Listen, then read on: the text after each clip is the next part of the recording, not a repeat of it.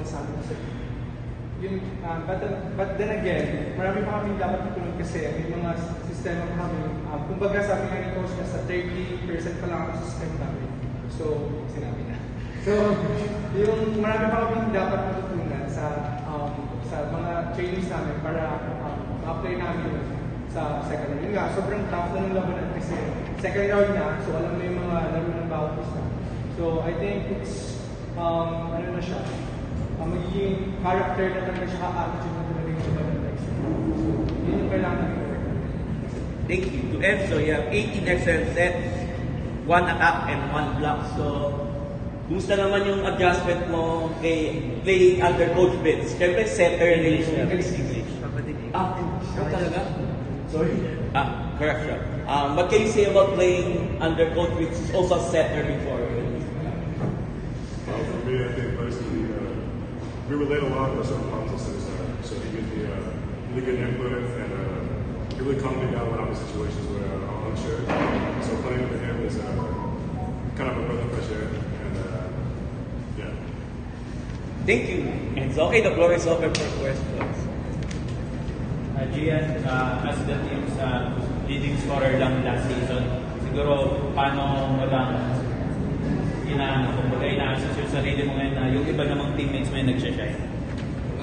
Sa akin, parang hindi naman ganun kayo makata sa akin na mag-BOG or yung pinabawas na talaga is kung ano yung makatulong sa team or yung kung anong may bigay ko sa team para mapalaki yung mga others na hindi ko na-include sa team.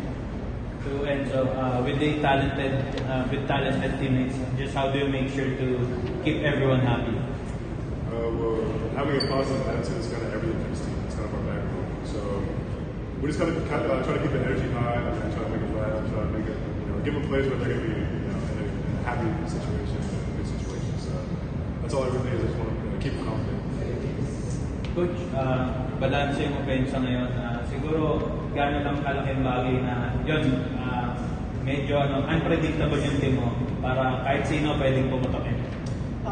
Sabi ko nga lagi sa kanila na kahit sino na may particular na player talaga na siya yung mas makakarami ng points or like yung game na to, more on balance nga kami. Kasi yung opponent nga namin is kung magmamatch up tayo.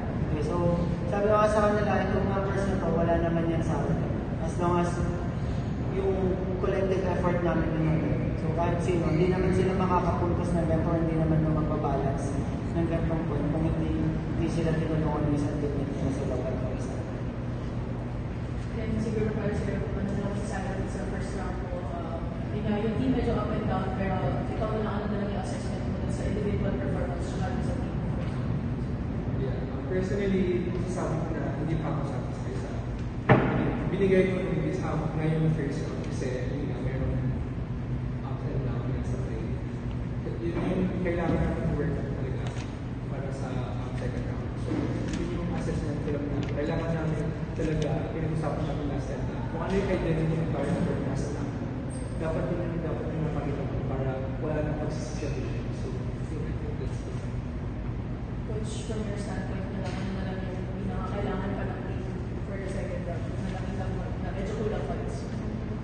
Sabi nga ni Kennedy, medyo malayo pa kami sa goal talaga.